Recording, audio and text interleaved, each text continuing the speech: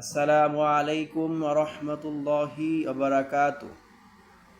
সম্মানিত ভিউয়ার্স, আজকের অত্যন্ত গুরুত্বপূর্ণ একটি বিষয় নিয়ে আলোচনা করব।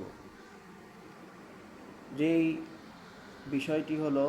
সেই বিষয়টি হলো আজানের পরে দোয়া পাঠ করা এবং এই দোয়া পাঠ করলে কি মর্তবা লাভ হয় সেই বিষয়ে।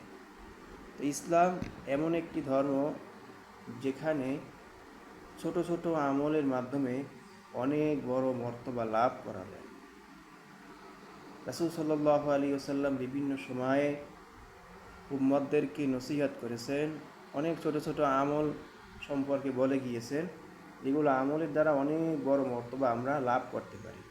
তো আমরা অনেক সময় না জানার কারণে সেই আমল থেকে বঞ্চিত হই, অথবা জেনেও অবহেলা করে সে আমলগুলো করি। তো আমাদের প্রত্যেকেরই উচিত এই ছোট ছোট আমলগুলো করা। তো আজানের পরে একটি দোয়া পাঠ করা, এই দোয়া পাঠের অনেক বড় মর্তবা রয়েছে।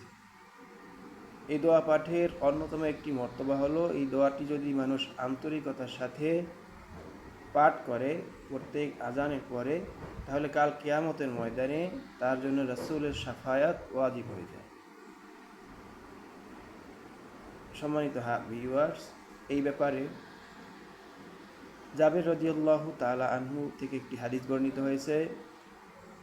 হাদিসটি হলো, ওয়ান জাবিরিন রাদিয়াল্লাহু তাআলা আনহু قال قال رسول الله صلى الله عليه وسلم من قال حين يسمع النداء اللهم رب هذه الدعوة التامة والصلاة القائمة آت محمدا الوسيلة والفضيلة وبعثه مقاما محمودا الذي وعدته حلت له شفاعتي يوم القيامة।